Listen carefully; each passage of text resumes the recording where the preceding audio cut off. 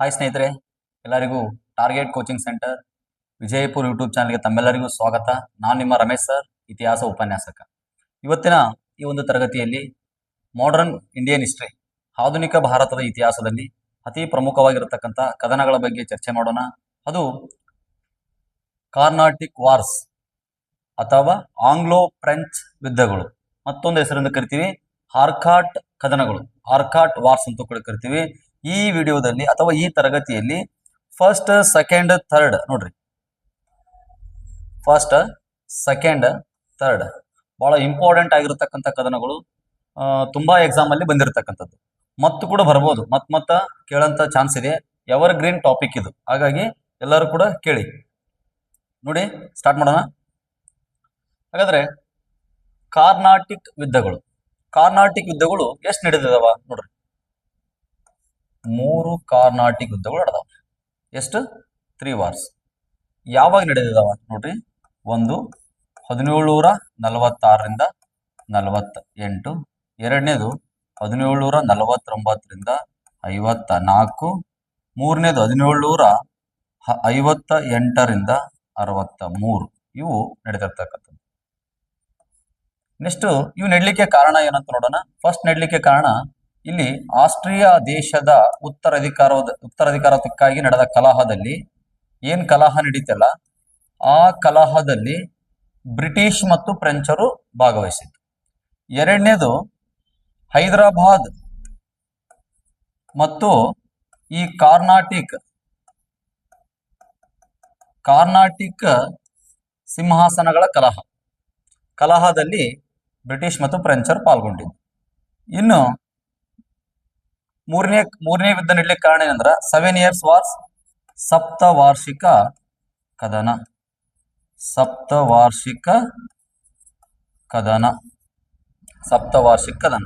ಹಾಗಾದ್ರೆ ಇವು ಯಾವ ಒಪ್ಪಂದದ ಮೂಲಕ ಅಂತ್ಯಗೊಂಡು ಅಂತಂದ್ರ, ಇದು ಮೊದಲನೇದು ಎಕ್ಸ್ಲಾ ಚಾಪೆಲ್ ಒಪ್ಪಂದ, ಎಕ್ಸ್ಲಾ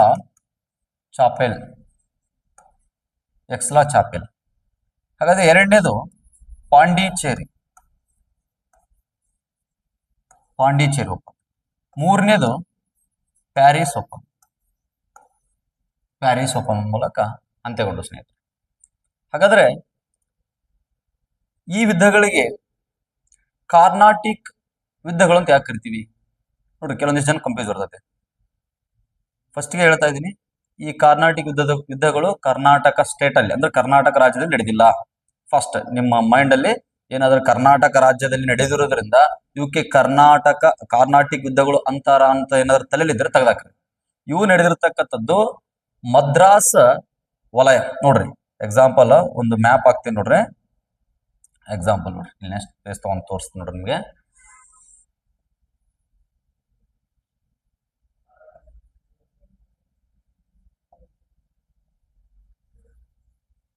ರೈಟ್, ಇಷ್ಟಿರಲಿ. ಇದೇನಿದೆಲ್ಲ ಇದೆಲ್ಲವೂ ಕೂಡ ಕೋರಮಂಡಲ್ ಇದೆ. ಆಂಧ್ರ ಪ್ರದೇಶ ಮತ್ತು ತಮಿಳುನಾಡು ಒಳಗೊಂಡಿರ್ತಕ್ಕಂಥ ಕೋರಮಂಡಲ ತೀರ.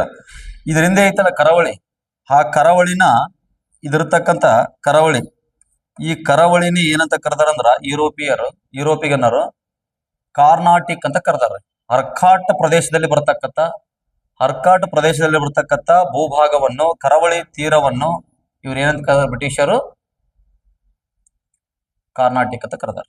ಅರ್ಥ ಆಯ್ತಾ? ಹಾಗಾದ್ರೆ ಇದು ಪ್ರೆಸೆಂಟ್ ಎಲ್ಲಿ ಬರುತ್ತೆ ಅಂದ್ರೆ ತಮಿಳುನಾಡು, ಆಗಿನ ಮದ್ರಾಸ್, ಈಗಿನ ತಮಿಳುನಾಡು. ಓಕೆ, ಹಾಗಾದ್ರೆ ಇದು ಗೊತ್ತಾಯ್ತು. ಟೋಟಲ್ ಆಗಿ ಕ್ಲಿಯರಿಟಿ ಆಯ್ತು ಅಂತ ತಿಳ್ಕೊತೀನಿ ನಿಮ್ಗೆ. ಕಾರ್ನಾಟಿಕ್ ಯುದ್ಧಗಳು ಕರ್ನಾಟಕದಲ್ಲಿ ನಡೆದಿಲ್ಲ, ಮದ್ರಾಸ್ ಅಥವಾ ತಮಿಳುನಾಡಲ್ಲಿ ನಡೆದಿರ್ತಕ್ಕಂಥದ್ದು. ಕಾರ್ನಾಟಿಕ್ ಎಂಬ ಹೆಸರುಗಳು ಸೂಚಿಸಿದವರು ಯಾರು? ಯುರೋಪಿಗರು. ಓಕೆ, ಹಾಗಾದ್ರೆ ಈ ನೋಡ್ರಿ ಎಕ್ಸಾಂಪಲ್ ಇನ್ನೂ ಕೊಡೋದಾದ್ರೆ, ಪ್ಲಾಸ್ಟಿಕ್ ಕದನ ಅಂತ ಕರಿತೀರಿ, ಬಾಕ್ಸರ್ ಕದನ ಅಂತ ಕರಿತೀರಿ, ಎಕ್ಸಾಂಪಲ್ ತರಾಯಿನ್ ಕದನ ಅಂತ ಕರಿತೀರಿ, ಪಾಣಿಪತ್ ಕದನ ಅಂತ ಕರಿತೀರಿ, ಹೌದಿಲ್ಲ, ಇತ್ಯಾದಿ. ಅವೆಲ್ಲವೂ ಕೂಡ ಹೆಸರು ಬರ್ಲಿಕ್ಕೆ, ಆ ಯುದ್ಧಕ್ಕೆ ಹೆಸರು ಬರ್ಲಿಕ್ಕೆ ಕಾರಣ ಏನಂತಂದ್ರೆ, ಆ ಪ್ರದೇಶಕ್ಕೆ ಇರ್ತಕ್ಕಂಥ ಹೆಸರು ಈ ಯುದ್ಧಕ್ಕೆ ಏನಾಗೈತ್ರಿ ಬಂದಿರ್ತಕ್ಕಂಥ. ಹಾಗಾಗಿ ಕಾರ್ನಾಟಿಕ್ ಭೂಭಾಗದಲ್ಲಿ ನಡೆದು ಅನ್ನಕ್ಕಾಗಿ ಈ 3 ಕದನಗಳಿಗೆ ಕಾರ್ನಾಟಿಕ್ ಯುದ್ಧಗಳು ಅಂತ ಕರೀತಾರೆ. ಓಕೆ, ಹಾಗಾದ್ರೆ ಈ ಕಾರ್ನಾಟಿಕ್ ಯುದ್ಧಗಳು ನಡಲಿಕ್ಕೆ ಕಾರಣಗಳೇನು ನೋಡ್ರಿ.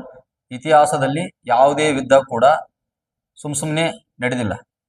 ಅರ್ಥ ಆಯ್ತಾ? ಹಾಗಾದ್ರೆ ಇದು ಕೂಡ ಯಾವುದೋ ಒಂದು ಕಾರಣ ಇಟ್ಕೊಂಡು ಏನಾಗೈತೆ ಯುದ್ಧ ಸ್ಟಾರ್ಟ್ ಆಗೈತೆ. ಹಾಗಾದ್ರೆ ಎಕ್ಸಾಂಪಲ್ ಈಗ ಯಾರಾದ್ರೂ ಇಬ್ರು ವ್ಯಕ್ತಿಗಳು ಜಗಳಾಡ್ತಾ ಇದ್ರೆ ಹೊಡೆದಾಡ್ತಾ ಇದ್ರೆ ಅದೇನೋ ಒಂದು ಕಾರಣ ಇರುತ್ತೆ. ಹಾಗಾಗಿ ಇವರು ಯಾವ ಕಾರಣಕ್ಕಾಗಿ ಬ್ರಿಟಿಷ್ ಮತ್ತು ಫ್ರೆಂಚರು ಅಂದ್ರೆ ಯುದ್ಧ ಮಾಡಿರೋತಂದ್ರ ಫಸ್ಟ್ ಒನ್ ನೋಡ್ರಿ, ಫಸ್ಟ್ ಒನ್ ಯುರೋಪಿಯನ್ನಲ್ಲಿ ಬೆಳೆದ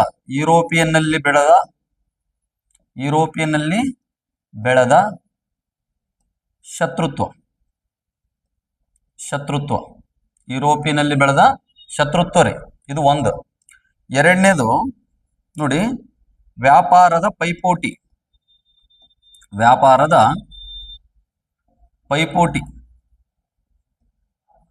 ಇನ್ನು ಮೂರನೇದು ದಕ್ಷಿಣ ಭಾರತ ಅಥವಾ ದಕ್ಕನ್ ಪ್ರದೇಶದಲ್ಲಿ ಸಂಭವಿಸಿದ ರಾಜಕೀಯ ಅನೈತಿಕತೆ. ರಾಜಕೀಯ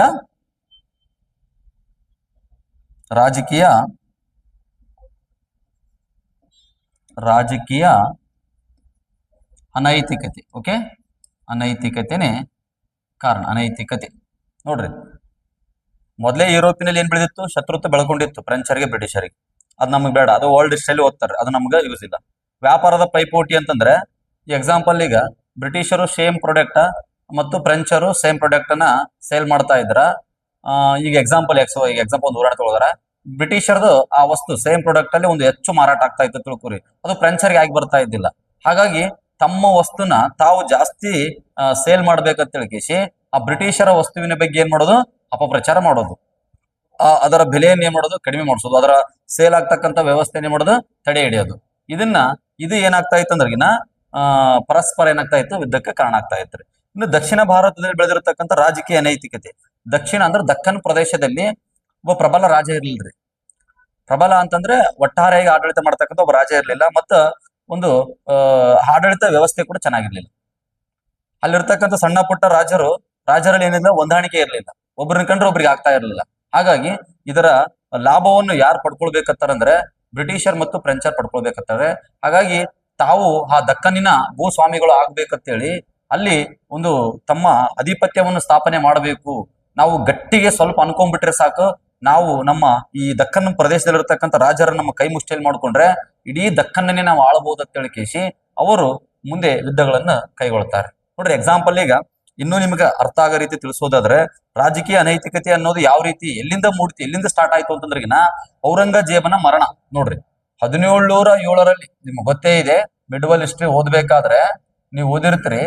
ಮೊಘಲರು 1526ರಿಂದ ಏನ್ ಸಾಮ್ರಾಜ್ಯ ಸ್ಟಾರ್ಟ್ ಮಾಡಿದ್ರಲ್ಲ, ಎಂಪೈರ್ ಸ್ಟಾರ್ಟ್ ಆಯ್ತಲ್ಲ, ಅಲ್ಲಿಂದ 1707ರವರೆಗೂ ಕೂಡ ಪ್ರಬಲ ಆಡಳಿತ. 1707ರಿಗೆ ಔರಂಗಜೇಬನ ಮರಣ ಆಗುತ್ತೆ. ಮರಣದ ನಂತರ ಬಂದಿರತಕ್ಕಂತ ಎಲ್ಲಾ ಉತ್ತರಾಧಿಕಾರಿಗಳು ಅಸಮರ್ಥರಾಗಿದ್ರು. ಅಂದ್ರೆ ಅಕ್ಬರ್ನಷ್ಟು, ಹುಮಾಯೂನ್ನಷ್ಟು, ಮತ್ತೆ ಔರಂಗಜೇಬನಷ್ಟು, ಶಾಜಹಾನ್ನಷ್ಟು ಪ್ರಬಲರಾಗಿರ್ಲಿಲ್ಲ ಅವರು. ಅಂದ್ರೆ ಒಬ್ಬ ರಾಜನಿಗೆ ಇರಬೇಕಾಗಿರತಕ್ಕಂಥ ಲಕ್ಷಣಗಳು ಅವರಲ್ಲಿ ಇರಲಿಲ್ಲ. ಅರ್ಥ ಆಯ್ತಾ?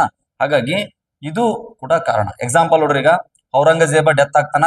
ಡೆತ್ ಆದ ನಂತರ ಇಲ್ಲಿ 1ನೇ ಬಹದ್ದೂರ್ ಶಾ, ಜಲಂಧರ್ ಶಾ ಮತ್ತು ಈ ಫರೋಕ್ಷಿಯಾರ್, ಆ ನಂತರ ಈ ಮೊಹಮ್ಮದ್ ಶಾ ಅಂತ ಬರ್ತಾನ್ರಿ. ವೆರಿ ಇಂಪಾರ್ಟೆಂಟ್, ಇವನು ಇಂಪಾರ್ಟೆಂಟ್. ಈಗ ನಿಮಗ ಮೊಹಮ್ಮದ್ ಶಾ, ಇವನ್ ಕಾಲದಾಗ ಏನಾಗ್ತತ್ರಿ? ಕೊಹಿನೂರ್ ವಜ್ರ ಮತ್ತು ಮಯೂರ ಸಿಂಹಾಸನ ಏನಾಗತ್ತ? ಪರ್ಷಿಯಾದ ನಾದಿರ್ ಶಾ ಏನ್ ಮಾಡ್ತಾನ್ರಿ? ಒತ್ತೊಯ್ತೇನ್ರಿ. ನೋಡ್ರಿ, ಇಲ್ಲಿ ಒತ್ತೊಯ್ದಾಗೆ ಗೊತ್ತಾಗ್ಬಿಡ್ಬೇಕು ನಿಮಗ ಇವನೇನು ಅಸಮರ್ಥ ಅಂತ ಹೇಳ್ಕೇಶ್. ಅವ್ನಿಗೆ ಎಕ್ಸಾಂಪಲ್ ಕೊಹಿನೂರ್ ವಜ್ರನ ಕಾಪಾಡ್ಕೊಳಕ್ಕಾಗಿಲ್ಲ, ಮತ್ತು ಈ ಸಿಂಹಾಸನ, ಮಯೂರ ಸಿಂಹಾಸನವನ್ನು ಕೂಡ ಕಾಪಾಡ್ಕೊಳಕ್ಕಾಗಿಲ್ಲ ಅಂದ್ರ ಇವನ ಅಸಮರ್ಥನೇ ರಾಜ. ಹಾಗಾದ್ರೆ ಇವನಿಗೆ ರಂಗೀಲಾಲ ಅಂತ ಕರಿತಾರೆ. ನೋಡ್ರಿ, ಹೆಸರಲ್ಲೇ ಗೊತ್ತಾಗ್ತದೆ, ಇವನಿಗೆ ರಂಗೀಲಾಲ ಅಂತ ಕರಿತಾರ್ರಿ. ಯಾಕೆ ರಂಗೀಲಾಲ ಅಂತ ಕರಿತಾರ ಅಂದ್ರೆ ಇವನು ವಿಲಾಸ ಪ್ರಿಯರಿ. ಇವನು ಎಲ್ಲಾರು ಬೆಳಗ್ಗೆ ಎದ್ದು ಒಬ್ಬ ರಾಜ ಸಾಮ್ರಾಜ್ಯವನ್ನು ಯಾವ ದಿಕ್ಕಿನಲ್ಲಿ ವಿಸ್ತರಿಸಬೇಕಂತ ಯೋಚನೆ ಮಾಡಿದ್ರೆ ಇವನು ಹಂಗಿರ್ಲಿಲ್ಲ. ನಾ ಇವತ್ತು ಯಾವ ಡ್ರಿಂಕ್ ಕುಡಿಬೇಕು, ಯಾವ ಬ್ರ್ಯಾಂಡ್ ಅನ್ನು ಮೇಂಟೈನ್ ಮಾಡಬೇಕು, ಯಾವ ನರ್ತಕಿಯ ಜೋಡಿ ನಾನು ಡ್ಯಾನ್ಸ್ ಮಾಡಬೇಕು ಅನ್ನುವಂತ ಆಶಾಭಾವನ್ರಿ ಒಂದು. ಯಾರ್ದು? ರಂಗೀಲಾಲ್ ಅಂತ. ನೋಡ್ರಿ, ಒಬ್ಬ ರಾಜನಿಗೆ ಇರ್ಬೇಕಾಗಿರ್ತಕ್ಕಂಥದ್ದು ಇಂಥ ಲಕ್ಷಣಗಳಲ್ಲ. ಒಬ್ಬ ರಾಜನಿಗೆ ಎಂತ ಲಕ್ಷಣ ಇರ್ಬೇಕಂದ್ರ, ಎಷ್ಟೇ ಸಾಮ್ರಾಜ್ಯ ವಿಸ್ತರಿಸಿದ್ರು ಕೂಡ ಅವನಿಗೆ ಅದು ಚಿಕ್ಕದಾಗೇ ಇರ್ಬೇಕದು, ಅದು ಅತ್ಯಂತ ಚಿಕ್ಕದು ಅನ್ನುವಂತ ಮನೋಭಾವನೆಯಲ್ಲಿ ಇರಬೇಕಾಗ್ತತೆ. ಇವರೆಲ್ಲ ಅಂತ ಭಾವನೆಯಲ್ಲಿ ಇರಲಿಲ್ಲ. ಹಾಗಾಗಿ ಇವರ ಆಡಳಿತ ಒಂದು ಆಡಳಿತವನ್ನು ನೋಡ್ಕೊಂಡು ಅವರಿಂದ ನೇಮಕವಾಗಿರ್ತಕ್ಕಂಥ ಸುಬೇದಾರರು, ನೋಡ್ರಿ, ಆಡಳಿತಕ್ಕೆ ನೇಮಿಸಲ್ಪಟ್ಟಂತ ಸುಬೇದಾರರು ಏನಾಗ್ತಾರಂದ್ರ ಸ್ವತಂತ್ರ ಘೋಷಿಸಿಕೊಂಡು ತಾವೇ ಏನಾದ್ರಲ್ಲಿ ಕಿಂಗ್ಗಳಾದ್ರು ನೋಡ್ರಿ. ಅರ್ಥ ಆಯ್ತಾ? ಎಕ್ಸಾಂಪಲ್ ಈಗ ಮಹಮ್ಮದ್ ಶಾನ ಕಾಲದಾಗ ಅತ್ಯಂತ ಹೆಚ್ಚು ಮನೆತನಗಳು ಏನಾಗ್ತಾವ್ರಿ ಸ್ವತಂತ್ರ ಆಗ್ತಾವ. ಇಡೀ ಮೊಘಲರ ಆಡಳಿತ ದೆಹಲಿ ಅಕ್ಕಪಕ್ಕದವರಿಗೆ ಮಾತ್ರ ಸೀಮಿತ ಆಗುತ್ತೆ. ಓಕೆ, ಹಾಗಾಗಿ ಗೊತ್ತಿರಬೇಕು. ಇಲ್ಲಿ ಸುಬೇದಾರ ಅಂತಂದಾಗ ಇದು ಕೂಡ ತುಂಬಾ ಇಂಪಾರ್ಟೆಂಟ್. ಈ ಸುಬೇದಾರ ಅನ್ನುವಂತ ಆ ಈ ಹುದ್ದೆನ ಕ್ರಿಯೇಟ್ ಮಾಡಿದ್ದ ಯಾರಂದ್ರೆ ಅಕ್ಬರ್ ರೀ. ಅಕ್ಬರ್ನ ಆಡಳಿತದಲ್ಲಿ ಪ್ರಾಂತ್ಯಗಳನ್ನ ಏನಂತ ಡಿವೈಡ್ ಮಾಡಿದ ಅಂತಂದ್ರ ಸುಬಾ ಅಂತ ಡಿವೈಡ್ ಮಾಡಿದ್ರು. ಯಾವುದು? ಸುಬಾ. ಎಕ್ಸಾಂಪಲ್ ನೋಡ್ರಿ, ಇಲ್ಲಿ ಬರುತ್ತೆ ನೋಡ್ರಿ, ಸುಬಾ. ಅಕ್ಬರ್ನ ಆಡಳಿತದಲ್ಲಿ ಪ್ರಾಂತ್ಯಗಳನ್ನು ಏನೆನ್ನುವರು ಅಂತಂದ್ರೆ ಸುಬಾಗಳೆನ್ನುವರು. ಆ ಸುಬಾಗಳನ್ನು ನೋಡ್ಕೊಳ್ಳಕ್ಕೆ ಸುಬೇದಾರನ್ನ ಏನ್ ಮಾಡ್ತಾ ಇದ್ರು? ನೇಮಿಸ್ತಾ ಇದ್ರು. ಅರ್ಥ ಆಯ್ತಾ? ನೋಡ್ರಿ, ಇದು ಗೊತ್ತಿರ್ಬೇಕಾ?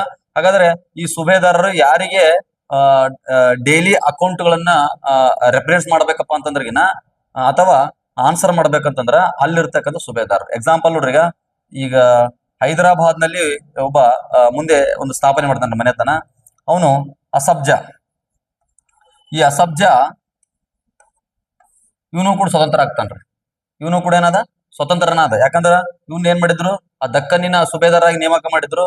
ಬಟ್ ಇವನೇನಾದ ರಂಗೀಲಾಲ್ನಿಗೆ ತುಂಬಾ ಹೆಲ್ಪ್ ಮಾಡ್ತಾ ಇದ್ದ ಅನ್ನೋ ಕಾರಣಕ್ಕಾಗಿ ಅವನಿಂದ ಪರ್ಮಿಷನ್ ಪಡ್ಕೊಂಡ, ಒಪ್ಪಿಗೆ ಕೇಳಿದ. ಒಕ್ಕೇಶಿ ನೋಡಪ್ಪ, ನಾನು ಸ್ವತಂತ್ರವಾಗಿ ಆಡಳಿತ ಮಾಡುತ್ತೆ, ನನಗೆ ಪರ್ಮಿಷನ್ ಕೊಡುವಂತ ತಕ್ಷಣ ಪರ್ಮಿಷನ್ ಗ್ರಾಂಟೆಡ್ ಅಂದ್ಬಿಟ್ಟು ಅವನು ಪರ್ಮಿಷನ್ ಗ್ರಾಂಟೆಡ್ ಆಡಳಿತ ಮಾಡು ಅಂತ ಹೇಳ್ದ. ಬಟ್ ಆದ್ರೆ ಯಾರಾದ್ರೂ ಮೊಹಮ್ಮದ್ ಶಾನ್ ಮೇಲೆ ಯುದ್ಧ ಮಾಡಿದಾಗ, ಅಂದ್ರೆ ಮೊಹಮ್ಮದ್ ಶಾನ್ ಯುದ್ಧ ಮೇಲೆ ಜಾಸ್ತಿ ಯುದ್ಧ ಮಾಡ್ತಾ ಇದ್ರ ಮೇಲೆ, ಅವಾಗ ಇವನಿಗೆ ಹೇಳ್ದ, ಅಸಬ್ಜಾ ನನ್ನ ಮೇಲೆ ಯಾರಾದ್ರೂ ಯುದ್ಧ ಮಾಡಿದಾಗ ಒಪ್ಪಂದ ಮಾಡಿಸ್ಲಿಕ್ಕೆ ನೀ ಬರ್ಬೇಕಂತ ಹೇಳ್ದ. ಹಾಗಾಗಿ ಇವನು ಯಾವಾಗ್ಲೂ ರಂಗೀಲಾಲ್ನಿಗೆ ಏನಪ್ಪಾ ಅಂದ್ರೆ ಆತ್ಮೀಯ, ಇವನು ಒಂಥರ ಗೆಳೆಯ ಇದ್ದಂಗೆ ಇವನು. ಯಾರು? ಅಸಬ್ಜಾ. ಇಲ್ಲಿ ಕೂಡ ಏನಾಯ್ತು, ಒಂದು ಮನೆತನ ಸ್ಟಾರ್ಟ್ ಆಯ್ತು. ಅದೇ ಯಾವುದು? ಹೈದರಾಬಾದ್ ಮನೆತನ. ಹೈದರಾಬಾದ್ ನಿಜಾಮ ಮನೆತನ. ಹೈದರಾಬಾದ್ ನಿಜಾಮ ಮನೆತನ ನೋಡ್ರಿ. ಹೈದರಾಬಾದ್ ನಿಜಾಮ ಮನೆತನ ಸ್ಥಾಪನೆ ಆಯ್ತು. ಒಂದ್ ನೆನಪಿಟ್ಕೋರಿ, ದಕ್ಕನ್ನ ಸುಬಾ ಇದ್ದದ್ದಿಗೆ ಏನಾಯ್ತು, ಒಂದು ರಾಜ ಮನೆತನ ಆಯ್ತು. ಇನ್ನ ಒಂದು, ಈ ಹೈದರಾಬಾದ್ ಮನೆತನ ಸ್ಥಾಪನೆ ಆದ ನಂತರ ಇನ್ನೊಂದು ಮನೆತನ ಸ್ಥಾಪನೆ ಆಗತ್ತಾ, ಅರ್ಕಾಟ್ ನಲ್ಲಿ ನವಾಬರು ಬರ್ತಾರೆ. ಅರ್ಕಾಟ್ ಅಥವಾ ಕಾರ್ನಾಟಿಕ್ ನವಾಬರು ಅಂತ ಕರಿತೀವಿ. ಕಾರ್ನಾಟಿಕ್ ನವಾಬರು ಅಂತ ನಾವೇನ್ ಕರಿತೀವಲ್ಲ, ಆರ್ಕಾಟ್ ಅಥವಾ ಕಾರ್ನಾಟಿಕ್. ಇಲ್ಲಿ ಮತ್ತೊಂದು ಮನೆತನ ಸ್ಥಾಪನೆ ಆಗುತ್ತೆ. ಇದು ಸುಬಾ ಅಲ್ಲ, ಇದು ಒಂದು ಸರ್ಕಾರ. ಹೈದರಾಬಾದ್ ಅಧೀನದಲ್ಲಿ ಬರತಕ್ಕಂತ ಸರ್ಕಾರ ಆಗಿತ್ತು. ಯಾವಾಗ ನೋಡ್ರಿ ರಾಜ ಬಲಹೀನನಾಗ್ತಾನಲ್ಲ, ಅವನ ಕೆಳಗಿರ್ತಕ್ಕಂಥವ್ರು ಬಲವಂತರಾಗ್ತಾರ್ರಿ. ಗೊತ್ತಿರ್ಬೇಕು ನಿಮ್ಗೆ, ಯಾಕಂದ್ರೆ ನಮ್ಗೆ ಏನು ಮಾಡಕ್ಕಾಗಲ್ಲ ತಿಳ್ಕಿಸಿ. ಈ ಹೈದರಾಬಾದಿನ ಮೇಲೆ ಮರಾಠರ ಪೇಶ್ವೆಗಳು ಮೇಲಿಂದ ಮೇಲೆ ಏನ್ ಮಾಡಿದ್ರು, ದಾಳಿಗಳನ್ನು ಪ್ರಾರಂಭಿಸಿದ್ರು. ಆವಾಗ ಅಸಬ್ಜಾ ಆ ದಾಳಿಗಳನ್ನು ಎದುರಿಸುವಲ್ಲೇ ಏನಾದ ಸಮಯನ ಕಳೆದ. ಹಾಗಾಗಿ ಆ ರೀತಿ ಸಮಯ ಕಳೆಬೇಕಾದ್ರೆ ಇಲ್ಲಿ ಅರ್ಕಾಟ್ ನಲ್ಲಿ ಈ ದೋಸ್ತ್ ಅಲಿ ನವಾಬ್ ತಿಳ್ಕೇಶಿ ಆಡಳಿತಕ್ಕೆ ಬರ್ತಾನೆ. ಅದು ಮುಂದೆ ಗೊತ್ತಾಗತ್ತ. ಈಗ ಟೋಟಲ್ ಈ ರೀತಿ ಏನಪ್ಪಾ ಅಂದ್ರಿಗಿನ ರಾಜಕೀಯ ಅನೈತಿಕತೆ ಅನ್ನೋದು ಮೂಡಿತ್ತು ನೋಡ್ರಿ. ದಕ್ಷಿಣ ಭಾರತದಲ್ಲಿ ಒಂದೊಂದೇ ಏನಾಗ್ತಾ ಇದ್ವು, ಮನೆತನ ಸ್ವತಂತ್ರ ಆಗ್ತಾ ಇದ್ವು. ಅದು ಕೂಡ ಅದರ ಲಾಭವನ್ನು ಪಡ್ಕೊಳ್ಬೇಕಂತ ಹೇಳಿಕೇಶಿ ಈ ಯುದ್ಧಗಳು ಸ್ಟಾರ್ಟ್ ಆಗ್ತವೆ. ನಾನು ಮೊದಲೇ ಹೇಳಿನಿ, ಈ ಯುದ್ಧಗಳಿಗೆ ಕಾರ್ನಾಟಿಕ್ ಯುದ್ಧಗಳು ಅಂತ ಕರೀತಾರ, ಅರ್ಕಾಟ್ ಯುದ್ಧಗಳು ಅಂತ ಕರೀತಾರ, ಆಂಗ್ಲೋ ಫ್ರೆಂಚ್ ಕದನಗಳು ಅಂತ ಕರೀತಾರೆ. ಯಾಕಂದ್ರೆ ಆಂಗ್ಲೇಯರಿಗೆ ಮತ್ತು ಫ್ರೆಂಚರಿಗೆ ಏನಾಗುತ್ತೆ, ಕದನಗಳು ನಡೆದಿದ್ದಾವೆ. ಹಾಗಾದ್ರ ನೋಡೋಣ. ನೋಡ್ರಿ, ಆಲ್ರೆಡಿ ಇದು ಹೇಳಿದೆ, ಯುದ್ಧಗಳು ಅಂದ್ರೆ ಈ ರೀತಿ ನಡೀತಿರುತ್ತೆ. ನೀವೆಲ್ಲ ಬಾಹುಬಲಿ ಬೇರೆ ಬೇರೆ ಮೂವಿಗಳನ್ನ ನೋಡಿರ್ತೀರಿ. ಬಟ್ ನೋಡ್ರಿ ಅಲ್ಲ, ಏನ್ ರಾಜ ಇಲ್ಲಿ ಕುತ್ಕೊಂಡಾನ ಒಬ್ಬ, ಮತ್ತ ಇವನು ಯಾವಾಗ ಸಾಯ್ತಾನೋ ಗೊತ್ತಿಲ್ಲ. ಯಾಕಂದ್ರೆ ಯುದ್ಧದ ಮಾಡಕ್ ಹೋದಾಗ ಸಾವಾಗ್ತದೋ ಏನಾಗ್ತದೋ ಗೊತ್ತಿಲ್ಲ. ಯುದ್ಧ ಅಂದ್ರೆ ಒಂದು ಸಾವಿದ್ದಂಗೆ. ಇಲ್ಲೆಲ್ಲ ನೋಡ್ರಿ, ಇಲ್ಲೆಲ್ಲ ಹಡಗುಗಳು ಇದಾವ. ಇಲ್ಲೇನೋ ಮಹಾಶಯರ್ ಬಾಂಬ್ ಬ್ಲಾಸ್ಟ್ ಮಾಡ್ಯಾರ ಆಲ್ರೆಡಿ. ಅರ್ಥ ಆಯ್ತಾ? ಒಂದು ಬಾಂಬ್ ಎಸ್ಬಿಟ್ರ ನೋಡ್ರಿ. ಇಲ್ಲಿ ಈ ಕಡೆ ಕೂಡ ಒಂದು ಸೈನ್ಯ ಇದೆ. ಈ ರೀತಿ ಹೋರಾಟ ಮಾಡ್ತಾ ಇದ್ರು. ಓಕೆ, ಇದು ಯುದ್ಧದ ಒಂದು ದೃಶ್ಯ ಅಂತ ನಿಮಗೆ ಗೊತ್ತಿರಬೇಕು. ಹಾಗಾದ್ರೆ ನೆಕ್ಸ್ಟ್ ನೋಡೋಣ, ಮೊದಲನೇ ಕಾರ್ನಾಟಿಕ್ ಯುದ್ಧ ನಡೆದಿದ್ದು 1746ರಿಂದ 48, 46 to 48. ಈ ಯುದ್ಧ ನಡಿಬೇಕಾದ್ರೆ ಕಾರಣ ಏನು ನೋಡ್ರಿ. ಈ ಯುದ್ಧ ನಡಿಬೇಕಾದ್ರೆ ಕಾರಣ ಏನು ಅಂತಂದ್ರೆ, ಆಸ್ಟ್ರಿಯಾ ದೇಶ, ಯುರೋಪ್ನಲ್ಲಿ ಒಂದು ದೇಶ ಬರುತ್ತೆ, ಮತ್ತೆ ಆಸ್ಟ್ರೇಲಿಯಾ ಅಲ್ಲ, ಆಸ್ಟ್ರಿಯಾ. ಈ ಆಸ್ಟ್ರಿಯಾ ದೇಶದಲ್ಲಿರ್ತಕ್ಕಂಥ ಒಬ್ಬ VIP ಮುಖ್ಯಸ್ಥ ಏನಾದ, ಡೆತ್ ಆದ. ಅವ ಯಾರಂದ್ರಿಗಿನ ಚಾರ್ಲೆಸ್ ಅಂತ ಹೇಳಿ. ಯಾರ್ರಿ? ಚಾರ್ಲೆಸ್ ಅವರು ಡೆತ್ ಆದ್ರು.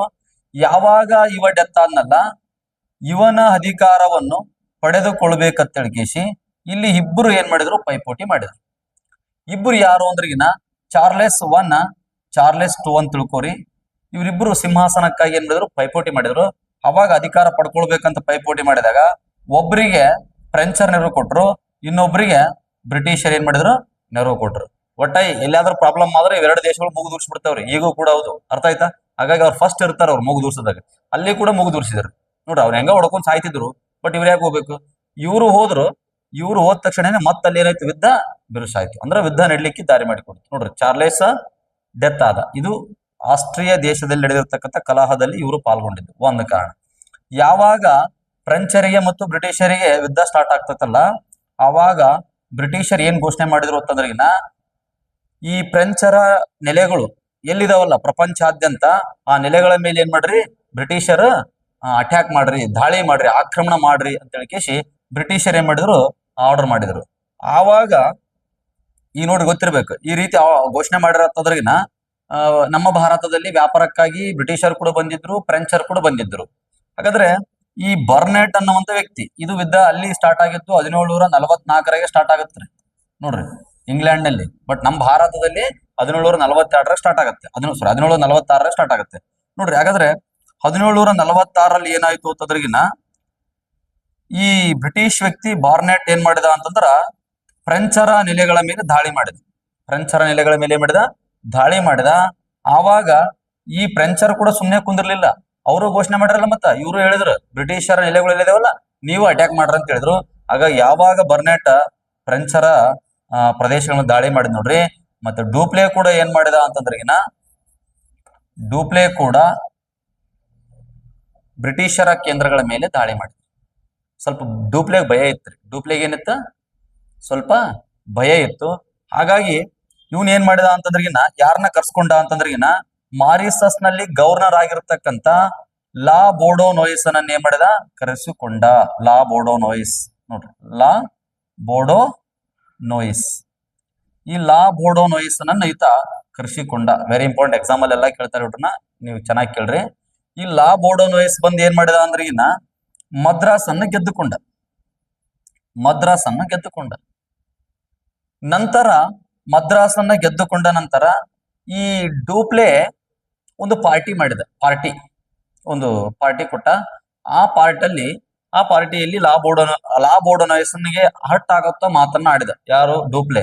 ಏನ್ ಹೇಳಿದ ಅಂತಂದ್ರಿಗಿನ, ಡೂಪ್ಲೆ, ನೀ ಬಂದಿದ್ದಿಲ್ಲ ಅಂದ್ರೂ ಕೂಡ ನಾನು ಮದ್ರಾಸನ್ನ ಗೆದ್ಕೊಳ್ತಾ ಇದ್ದೆ. ಸುಮ್ನೆ ಬಂದ್ಬಿಟ್ಟೆಪ್ಪ, ನಿಂದ ಅವಶ್ಯಕತೆನೇ ಇರ್ಲಿಲ್ಲ ಅಂದ್ಬಿಟ್ಟ ನೋಡ್ರಿ. ಅವನು ಬಂದಿದ್ದಾನ, ಮದ್ರಾಸನ್ನ ಗೆದ್ದು ಕೊಟ್ಟಿದ್ದಾನ, ಮತ್ತು ಎಲ್ಲರ ಮುಂದೆ ಈ ರೀತಿ ಅವಮಾನ ಮಾಡಿಬಿಟ್ಟ. ಅವಾಗ ಅವನಿಗೆ ಏನಾಯ್ತು, ಈಗ ಹೊಟ್ಟಾಗಿ ಸ್ವಲ್ಪ ಮನುಷ್ಯ ನೋವಾಯ್ತು. ಯಾರಿಗೆ? ಲಾ ಬೋರ್ಡೋ ನೋಯಿಸ್ಗೆ. ಟೈಮ್ ಸಿಗ್ಲಿ ಮಗನೇ, ನಿನಗೆ ಮಾಡ್ತೀನಿ ನಾನು, ಸ್ವಲ್ಪ ಕಾಯ್ತೀನಿ ಅಂತ ಹೇಳಿದ. ಆವಾಗ ಡೂಪ್ಲೆಗೆ ಏನಪ್ಪಾ ಅಂತಂದ್ರಿಗಿನ, ತನ್ನ ದೇಶದಿಂದ ಕರೆ ಬಂತು. ತನ್ನ ದೇಶದಿಂದ ಕರೆ ಬಂದಾಗ ತನ್ನ ದೇಶಕ್ಕೆ ಹೋದ. ಯಾರು? ಡೂಪ್ಲೆ. ಅವಾಗ ಲಾ ಬೋರ್ಡೋ ನೋಯಿಸ್ಗೆ ಹೇಳ್ದ, ನೋಡಪ್ಪ, ನಾ ಬರೋವರೆಗೂ ಕೂಡ ಸ್ವಲ್ಪ ಈ ಮದ್ರಾಸ್ ಮತ್ತೆ ಇಲ್ಲೆಲ್ಲ ಭಾಗಗಳನ್ನ ಚೆನ್ನಾಗಿ ನೋಡ್ಕೋ, ನಾ ಬಂದ್ಮೇಲೆ ನೀನೇನ್ ಮಾಡತ್ತಿ, ನಿನ್ ದೇಶಕ್ಕೆ ಹೋಗುತ್ತೆ ಅಂತ ಹೇಳಿದ. ಇವನು ಯಾರು ಅಂತಂದ್ರಿಗಿನ, ಇವನು ಕೂಡ ಫ್ರೆಂಚ್ ವ್ಯಕ್ತಿ. ಇವನು ಮಾರಿಸಸ್ನಿಗೆ ಗವರ್ನರ್ ಆದ್ರ, ಇವನು ಭಾರತದಲ್ಲಿ ಏನಾಗಿದ್ದ, ಗವರ್ನರ್ ಆಗಿದ್ದ. ಅರ್ಥ ಆಯ್ತಾ? ಮತ್ತೆ ಅಷ್ಟೇ ಅಲ್ಲ, ಇವನು ಬರ್ಲಿಕ್ಕೆ ಕಾರಣ ಅಂದ್ರೆ, ಇವನು ಡೂಪ್ಲೆ ಕರೆದ ತಕ್ಷಣ ಬಂದ್ಬಿಟ್ಟೆ. ಅವನಿಗೆ ದೇಶಭಕ್ತಿ ಐತೆ ಅಂತ ಅಲ್ಲ, ಲಾ ಬೋರ್ಡೋ ನೋಯಿಸ್ಗೆ ಯಾವಾಗಿನಿಂದನೂ ಇವರಿಬ್ಬರ ನಡುವೆ ಒಂದು ಚರ್ಚೆ ನಡೀತಾ ಇತ್ತು. ಡೂಪ್ಲೆ ನಾನು ಭಾರಿ ಅಂತಿದ್ದ, ಲಾ ಬೋರ್ಡೋ ನೋಯಿಸ್ ನಾನು ಭಾರಿ ಅಂತಿದ್ದ. ಬಟ್ ಈಗ ಈ ಡೂಪ್ಲೆನೆ ಕರೆದಾನ ಅಂದ್ರಿಗಿನ, ನೋಡ್ ನೀ ಬರ್ಲಿಲ್ಲ ಅಂದ್ರಿಗಿನ ನಾನು ಯುದ್ಧದಲ್ಲಿ ಗೆಲ್ಲಕ್ಕಾಗಲ್ಲ, ನೀ ಬಂದು ಬಿಡು, ನನ್ಗೆ ಹೆಲ್ಪ್ ಮಾಡು ಅಂತಂದಾಗ ಈಗ ಯಾರು ಭಾರಿ ಅಂದಂಗ, ಇವನಿಗಿನ ಹೆಚ್ಚು ಇವನ್ಗೆ ಶಕ್ತಿ ಐತಿ ಅಂದಂಗ. ಹಾಗಾಗಿ ಅವನು ಆ ರೀತಿ ಫೀಲ್ ಆಗಿ ಬರ್ತಾನ್ರಿ. ಬಂದ ನಂತರ ಅವಮಾನ ಆಗ್ತದ್ರಿ ನೋಡ್ರಿ. ಅವಾಗ ನೀ ಇಲ್ದೇ ಯುದ್ಧ ಗೆಲ್ಲಲ್ಲ ಅಂತಂದ, ಗೆದ್ದ ಮೇಲೆ ನೀ ಇಲ್ದೇ ಇದ್ರು ಕೂಡ ನಾ ಯುದ್ಧನ ಗೆಲ್ತಾ ಇದ್ದೆ ಅಂತ ಹೇಳ್ತಾನ್ರಿ. ಯಾರು? ಡೂಪ್ಲೆ. ಆ ನಂತರ ತನ್ನ ದೇಶಕ್ಕೆ ಹೋಗ್ಬೇಕಾದ್ರೆ ಇಲ್ಲಿ ಇನ್ಚಾರ್ಜ್ ಇವನಿಗೆ ಕೊಟ್ಟೋದ. ಇವನ್ ಏನ್ ಮಾಡಿದ, ಆಲ್ರೆಡಿ ಮನ್ಸಿಗೆ ನೋವಾಗೈತೆ. ಹಾಗಾಗಿ ಈ ಮದ್ರಾಸನ್ ಏನ್ ಮಾಡಿದ ಅಂದ್ರ, ಬ್ರಿಟಿಷರ್ ಜೋಡಿ ಒಪ್ಪಂದ ಮಾಡ್ಕೊಂಡು ಈ ಇದನ್ನ ಯಾರಿಗೆ ಮಾರಿದ? ಬ್ರಿಟಿಷರಿಗೆ ಮಾರಿದ. 40,000 ಪೌಂಡ್ಗಳಿಗೆ ಅಥವಾ 4 ಕೋಟಿ ರೂಪಾಯಿಗಳಿಗೆ ಯಾರಿಗೆ ಮಾರಿದ? ಬ್ರಿಟಿಷರಿಗೆ ಮಾರಿದ. ಬ್ರಿಟಿಷರಿಗೆ ಏನ್ ಮಾಡಿದ? ಮಾರಿದ. ನೋಡ್ರಿ, ಇದು ದೃಶ್ಯ. ಆಕ್ಚುಲಿ ಇವನು ಬಹಳ ಡೇಂಜರ್. ಇವನು ಡೂಪ್ಲೆ, ಇವನು ಒಂದು ಪ್ಲಾನ್ ಮಾಡಿರ್ತಾನ್ರಿ. ಪ್ಲಾನ್ ಏನ್ ಮಾಡಿರ್ತಾನಂದ್ರೆ, ಅವನಿಗೆ ಗೊತ್ತು, ಈಗ ನಾವು ಯುದ್ಧದಲ್ಲಿ ಪಾಲ್ಗೊಳ್ತೀವಿ, ಬ್ರಿಟಿಷರ್ ಮತ್ತು ಫ್ರೆಂಚರು, ಅಲ್ಲಿರ್ತಕ್ಕಂಥ ದೇಶೀಯ ರಾಜರು. ಆಕ್ಚುಲಿ ಇಲ್ಲಿ ಕಾರ್ನಾಟಿಕ್ ನವಾಬ ಯಾರಿದ್ರು ಅಂತ ಕೇಳ್ತಿರ್ತಾರೆ ಎಕ್ಸಾಮ್ ಅಲ್ಲಿ. ನೋಡ್ರಿ, ಒಂದನೇ ಕಾರ್ನಾಟಿಕ್ ಯುದ್ಧ ಸ್ಟಾರ್ಟ್ ಆದಾಗ ಕಾರ್ನಾಟಿಕ್ ನವಾಬ ಯಾರಿದ್ರು ಅಂದ್ರಗಿನ ಅನ್ವರುದ್ದೀನ್ ನೋಡ್ರಿ,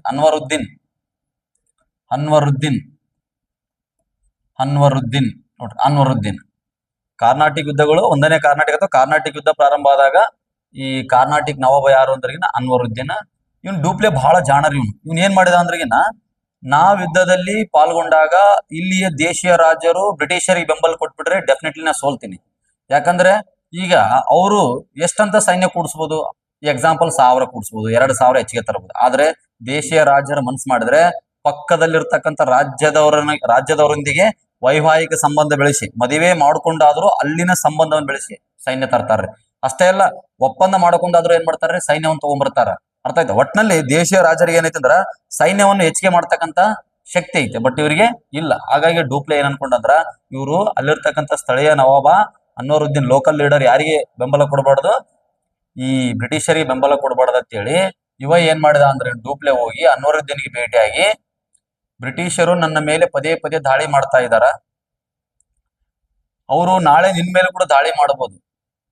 ನಾನ್ ನಿನ್ಗೆ ಒಂದು ಹಿತೈಷಿ ಮಾತನ್ನ ಹೇಳ್ತೀನಿ ನೋಡು.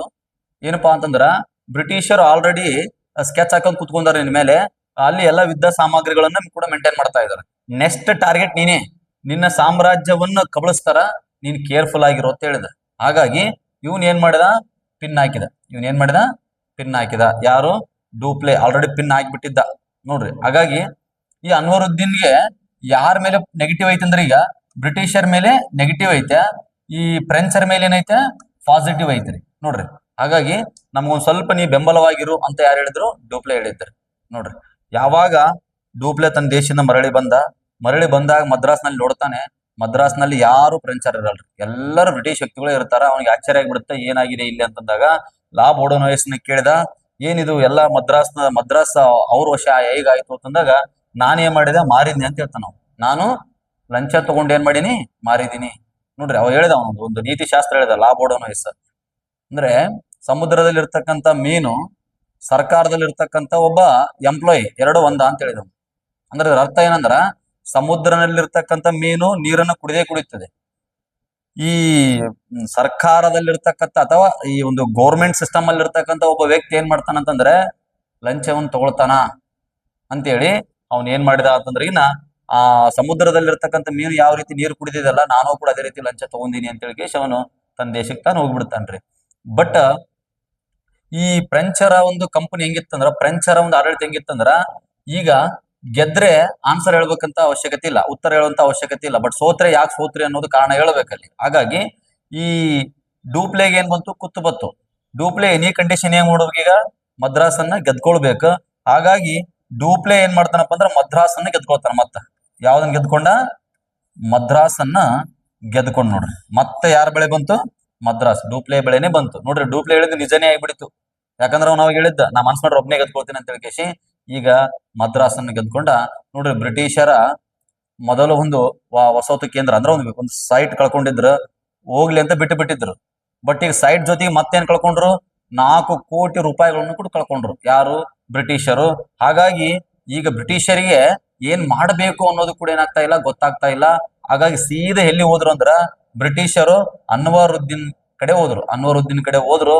ಹಾಗಾಗಿ ಅನ್ವರುದ್ದೀನ್ಗೆ ಏನ್ ಮಾಡಿದ್ರು, ಈ ರೀತಿ ಹೇಳಿದ್ರು, ನಮ್ಗ ಬೆಂಬಲ ಕೊಡಬೇಕು, ಈ ರೀತಿ ಫ್ರೆಂಚರ್ ಏನ್ ಮಾಡ್ತಾ ಇದಾರ, ನಮ್ಮ ಮೇಲೆ ದಾಳಿ ಮಾಡ್ತಾ ಇದಾರ, ಮದ್ರಾಸನ್ ಕೂಡ ವಶಪಡಿಸ್ಕೊಂಡ್ರ ಅಂತಂದಾಗ ಅನ್ವರುದ್ದೀನ್ ಹೇಳಿದ ಏನಂದ್ರಿಗಿನ, ನಿಮ್ಗೆ ಹಂಗೆ ಆಗ್ಬೇಕು, ನಿಮ್ಗ ಅದು ಸರಿನೇ ಅದು ಆಗಿದ್ದು ಅಂತಂದ, ನನ್ನ ಮೇಲೆ ಸ್ಕೆಚ್ ಆಗ್ತಿರಿ ನೀವು ಅಂತ ಹೇಳ್ಕೇಸಿ ಅನ್ವರುದ್ದೀನ್ ಹೇಳಿದ. ಅವಾಗ, ಇಲ್ಲ ಸರ್, ನಿಮ್ಗೆ ಈ ರೀತಿ ಡೂಪ್ಲೆ ಹೇಳ್ಬಿಟ್ಟಿದ್ದಾನೇನು, ನಾವ್ ಯಾವ್ದೂ ಇಲ್ಲ, ಅವ್ನು ನಿಮ್ನ ಚೀಟ್ ಮಾಡ್ಯಾನ, ನಾವು ಆ ತರ ಇಲ್ಲ, ನಿಮ್ ಮೇಲೆ ಯುದ್ಧ ಮಾಡೋ ಶಕ್ತಿ ನಮಗಿಲ್ಲ, ನಾವ್ ಯಾವತ್ತೂ ನಿಮ್ಮ ಸಾರ್ವಭೌಮಕ್ಕೆ ಧಕ್ಕೆ ತರೋದಿಲ್ಲ ನೋಡ್ರಿ.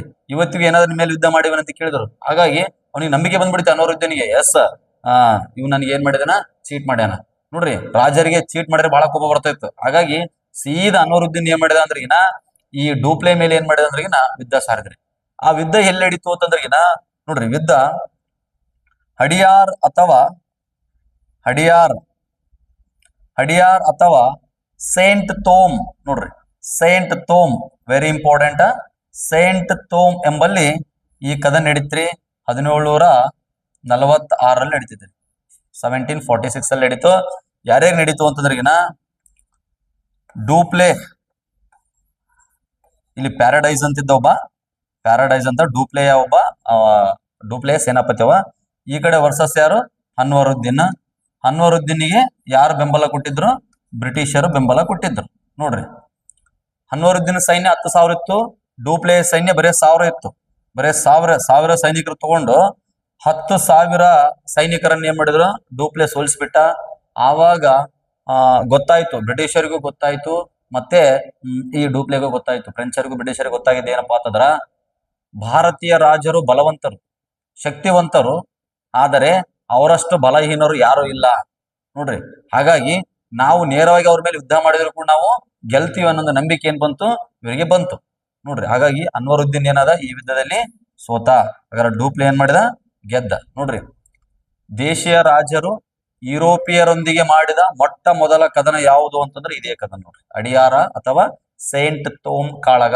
ಸೈಂಟ್ ತೋಮ್ ಕಾಳಗ ಅರ್ಕಾಟ್ ಅಥವಾ ಕರ್ನಾಟಿಕ್ ಭೂಭಾಗದಲ್ಲಿ ಬರುತ್ತಿರೋದು, ರೈಟ್. ಇಲ್ಲಿ 1746 ಮದ್ರಾಸನ್ನು ವಶಪಡಿಸಿಕೊಂಡ. 48ರವರೆಗೆ ಮದ್ರಾಸ್ ಯಾರ ವಶಕ್ಕೆ ಬಂತು ಅಂದ್ರೆ 2 ವರ್ಷಗಳ ಕಾಲ ಫ್ರೆಂಚರ ವಶ ಇತ್ತು. ಆ ನಂತರ ಏನಾಯ್ತು ಅಂತಂದ್ರಿಗಿನ ಇಲ್ಲೇನ್ ಸ್ಟಾರ್ಟ್ ಆಗಿತ್ತಲ್ಲ, ಅದು ಅವರ ಒಂದು ಅಂಡರ್ಸ್ಟ್ಯಾಂಡಿಂಗ್ ಬಂದು ಅವ್ರ ಒಪ್ಪಂದಕ್ಕೆ ಬಂದ್ರು ಅವರು. ಹಾಗಾಗಿ ಆ ಒಪ್ಪಂದದಲ್ಲಿ ಈ ಯುರೋಪ್ ನಡೆದಿರ್ತಕ್ಕಂಥ ಯುದ್ಧ ಎಂಡ್ ಆಯ್ತು. ಯಾವಾಗ 1748 ಯುದ್ಧ ಏನಾಯ್ತು, ಎಂಡ್ ಆಯ್ತು. ಯಾವ ಒಪ್ಪಂದದ ಮೂಲಕ ಅಂತ ಹೇಳಿ ನಾನು, ಎಕ್ಸ್ಲಾ ಚಾಪೆಲ್ ಒಪ್ಪಂದದ ಮೂಲಕ ಯುದ್ಧ ಕೊನೆಗೊಂಡಿತ್ತು. ಆವಾಗ ಒಪ್ಪಂದ ಏನಾಯ್ತು ಅಂತಂದ್ರಿಗಿನ ಬ್ರಿಟಿಷ್ ಮತ್ತು ಫ್ರೆಂಚರ ನಡುವೆ ಕೆಲವೊಂದಿಷ್ಟಲ್ಲ, ಮೊದಲಿನ ಸ್ಥಿತಿನ ಏನ್ ಮಾಡ್ಬೇಕು, ನಾವು ಅನುಸರಿಸಬೇಕು. ಯಾಕಂದ್ರೆ ಯಾರ್ಯಾರು ವಸಾಹತು ಕೇಂದ್ರಗಳು ಯಾರ್ಯಾರು ಬಳಿ ಇದ್ವಲ್ಲ ಅವು ಮತ್ತೆ ಪುನಃ ಏನಾಗಬೇಕು, ಎಕ್ಸ್ಚೇಂಜ್ ಆಗ್ಬೇಕು. ಈಗ ಎಕ್ಸಾಂಪಲ್, ಈಗ ಮದ್ರಾಸನ್ನ ಯಾರು ವಶಪಡಿಸ್ಕೊಂಡಾರ, ಫ್ರೆಂಚರ್ ವಶಪಡಿಸ್ಕೊಂಡಾರ. ಫ್ರೆಂಚರ ಕೆನಡಾವನ್ನ ಯಾರು ವಶಪಡಿಸ್ಕೊಂಡ್ರ, ಬ್ರಿಟಿಷರ್ ವಶಪಡಿಸ್ಕೊಂಡ್ರ. ಹಾಗಾಗಿ ಸೈಟ್ ಗಳನ್ನ ಏನ್ ಮಾಡ್ಕೊಳ್ಳೋಣ, ನಾವು ಎಕ್ಸ್ಚೇಂಜ್ ಮಾಡ್ಕೊಳ್ಳೋಣ, ಗೆದ್ದಂತ ಪ್ರದೇಶಗಳನ್ನ ಪರಸ್ಪರ ಹಸ್ತಾಂತರ ಮಾಡ್ಕೊಳ್ಳೋಣ ಅನ್ನುವಂತ ಒಂದು ಒಪ್ಪಂದ ಆಯ್ತು. ಹಾಗಾಗಿ ಇಲ್ಲಿ ಈ ಮದ್ರಾಸ್ ಅನ್ನೋದು ಮತ್ತೆ ಯಾರಿಗೆ ಹೋಯ್ತು ಅಂತಂದ್ರಿಗಿನ ಇದು ಮತ್ತೆ ಬ್ರಿಟಿಷರಿಗೆ ಹೋಯ್ತು ನೋಡ್ರಿ. ಮತ್ತ ನೀವ್ ಏನ್ ಅನ್ಕೋಬಹುದು ನೀವು, ಯಾವ ರೀತಿ ಅಲ್ ಸರ್, ಅವನು ಲಂಚ ಕೊಟ್ಟು ಮದ್ರಾಸನ್ನು ಕೊಟ್ಟಿದ್ದ, ಆದ್ರ ಈ ಡೂಪ್ಲೆ ಏನಾದ್ರೂ ಲಂಚ ಇಸ್ಕೊಂಡಿದ್ನಂತ ಕೇಳ್ಬೋದು. ಬಟ್ ಆದ್ರ ಲಂಚ ಇಸ್ಕೊಂಡಿಲ್ಲ. ಅಲ್ಲಿ ಏನಾಗೈತೆ, ಒಂದು ಒಪ್ಪಂದ ಆಗೈತೆ, ಎಕ್ಸ್ಲಾ ಚಾಪೆಲ್ ಒಪ್ಪಂದ. ಇವೆಲ್ಲವೂ ಕೂಡ ಎಕ್ಸಾಮ್ ಅಲ್ಲಿ ಬರ್ತಕ್ಕಂಥದ್ದು. ತತ್ಕ್ಷಣ ಕಾರಣ ಅಂತಂದ್ರೆ ಏನ್ ಗೊತ್ತಾ, ಈ ಬ್ರಿಟಿಷ್ ವ್ಯಕ್ತಿ ಆಗಿರ್ತಕ್ಕಂಥ ಬರ್ನೆಟ್ ಅನ್ನು ಈ ಫ್ರೆಂಚರ ವಸಾಹತು ಕೇಂದ್ರಗಳ ಮೇಲೆ ದಾಳಿ ಮಾಡಿದ್ದೆ ಅಥವಾ ಹಡಗುಗಳನ್ನು ವಶಪಡಿಸಿಕೊಂಡಿದ್ದು ತತ್ಕ್ಷಣ ಕಾರಣ, ರೈಟ್. 1ನೇ ಕಾರ್ನಾಟಿಕ್ ಯುದ್ಧ ನಡಲಿಕ್ಕೆ. ನೆಕ್ಸ್ಟ್ ನೋಡ್ರಿ, ಇಲ್ಲೆಲ್ಲ ಕಾಣ್ತಾ ಇದ್ದಾರೆ ನೋಡ್ರಿ ಸಾಹೇಬರು, ಇವರೆಲ್ಲ ಬ್ರಿಟಿಷರು. ಈ ರೀತಿ ಒಂದು ಯುದ್ಧ ನಡೆದಿದೆ. ಇಲ್ಲೆಲ್ಲ ಚುಚ್ಚುತ್ತಾ ಇರತಕ್ಕಂಥ ದೃಶ್ಯಗಳು ಕಾಣ್ತಾ ಇದೆ ನೋಡ್ರಿ. ಇಲ್ಲೀಗ ಈ ರೀತಿ ಈಗೆಲ್ಲ ಯುದ್ಧ ಮಾಡಬಾರ್ದು. ಯುದ್ಧ ಎಲ್ಲಿ ಮಾಡ್ಬೇಕಂದ್ರೆ ಪರೀಕ್ಷೆದಾಗ ಮಾಡ್ಬೇಕು, ರೈಟ್. ನೆಕ್ಸ್ಟ್ ನೋಡ್ರಿ, 2ನೇ ಕಾರ್ನಾಟಿಕ್ ಯುದ್ಧ. 2ನೇ ಕಾರ್ನಾಟಿಕ್ ಯುದ್ಧ ನಡೆದಿರತಕ್ಕಂಥದ್ದು 1749ರಿಂದ 54. 1749ರಿಂದ ನಡೀತೈತೆ. ಹಾಗಾದ್ರೆ ನಾ ಹೇಳಿದೆ ಆಲ್ರೆಡಿ, ಯಾವುದೇ ಯುದ್ಧ ನಡಿಬೇಕಾದ್ರೆ ಒಂದು ಕಾರಣ ಇರುತ್ತೆ. ಕಾರಣ ಇಲ್ಲದೆ ಇತಿಹಾಸದಲ್ಲಿ ಯಾವ ಯುದ್ಧಗಳು ನಡೆದಿಲ್ಲ ನೋಡ್ರಿ. ಅದು ನಡೆದ್ರೆ ಅದು ಉತ್ತರ ಯುದ್ಧ ಅಂತ ಕರೀತಾರೆ ನೋಡ್ರಿ. ಹಾಗಾದ್ರೆ ಕಾರಣ ಏನು ಇಲ್ಲಿ ನಡಿಬೇಕಾದ್ರೆ ಕಾರಣ, ನಾ ಆಲ್ರೆಡಿ ಹೇಳಿದ್ದೀನಿ ಫಸ್ಟ್ ಅಲ್ಲಿ, ದೇಶೀಯ ರಾಜರಲ್ಲಿ ಸಂಭವಿಸಿದ ಆಂತರಿಕ ಕಲಹ. ಎಲ್ಲಿ ನೋಡ್ರಿ, ಒಂದು ಹೈದರಾಬಾದ್, ಒಂದು ಯಾವುದು ಹೈದರಾಬಾದ್ನಲ್ಲಿ, ಮತ್ತು ಕರ್ನಾಟಿಕ್. ಈ ಕರ್ನಾಟಕದಲ್ಲಿ ಏನಾಯ್ತು, ಈ ರೀತಿ ಸಮಸ್ಯೆಗಳು ಹುಟ್ಟುಕೊಂಡು. ನಾ ಹೇಳಿದ್ದೀನಿ ಆಲ್ರೆಡಿ, ಮೊಘಲರ ಆಡಳಿತದಲ್ಲಿ ಏನಾಗಿದ್ವು, ಎಷ್ಟೋ ಪ್ರಾಂತ್ಯಗಳು ಏನಾದವು, ಸ್ವತಂತ್ರಗೊಂಡವು. ಆ ಸ್ವತಂತ್ರಗೊಂಡೋದರಲ್ಲಿ ಹೈದರಾಬಾದ್ ಮತ್ತು ಕರ್ನಾಟಿಕ್ ಅನ್ನೋದು ಒಂದು ಹೈದರಾಬಾದ್ ಅನ್ನೋದು ಒಂದು ಶುಭ, ಕರ್ನಾಟಿಕ್ ಅನ್ನೋದು ಒಂದು ಸರ್ಕಾರ, ಹೈದರಾಬಾದ್ ಅಧೀನದಲ್ಲಿ ಬರ್ತಕ್ಕಂಥ ಒಂದು ಪ್ರದೇಶ ನೋಡಿ. ಹಾಗಾದ್ರೆ ಈ ಹೈದರಾಬಾದಿನ ಸ್ಥಾಪಕ ಯಾರು ಅಂತಂದ್ರೆ ಅಸಬ್ಜಾ ನಿಜಾಮ್ ಉಲ್ ಮುಲ್ಕ್ ಖಾನ್. ಹಾಗಾದ್ರೆ ಈ ಕರ್ನಾಟಿಕ್ ಮನೆತನದ ನವಾಬ್ ಮನೆಯ ಸ್ಥಾಪಕ ಯಾರಪ್ಪ ಅಂದ್ರ ಸದಾತ್ ಉಲ್ಲಾ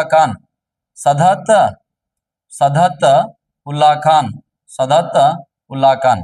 ಆ ಆ ಸದಾತ್ ಉಲ್ಲಾ ಖಾನ್ ನಂತರ ಮತ್ತ ದೋಸ್ತ್ ಅಲಿ ನವಾಬ್ ಅಧಿಕಾರಕ್ಕೆ ಬರ್ತಾನ್ರಿ. ನೋಡ್ರಿ ಇಲ್ಲಿ ಏನಾಯ್ತಂದ್ರ ಅಸಾಬ್ಜ ಏನಾದಂದ್ರಗಿನ ಡೆತ್ ಆದ್ರಿ. ಅಸಾಬ್ಜ ಯಾವಾಗ ಡೆತ್ ಆದಂದ್ರ 1724ರಲ್ಲಿ ಅಸಾಬ್ಜ ಏನಾದ ಡೆತ್ ಆದ. ಡೆತ್ ಆದ ನಂತರ ಏನಾಯ್ತಪ್ಪ ಅಂದ್ರ ಇಲ್ಲಿ ಅವನ ಮಗ ಆಗಿರ್ತಕ್ಕಂಥ ನಾಸಿರ್ ಜಂಗ್, ಅವನ ಮಗನಾಗಿರ್ತಕ್ಕಂಥ ನಾಸಿರ್ ಜಂಗ್ ಮತ್ತ ಅವನ ಮಗಳ ಮಗ ಆಗಿರ್ತಕ್ಕಂಥ ಮುಜಾಫರ್ ಜಂಗ್ ಈ ಮುಜಾಫರ್ ಜಂಗನಿಗೂ ಸಿಂಹಾಸನಕ್ಕಾಗಿ ಕಲಹ ಏರ್ಪಡಿತು.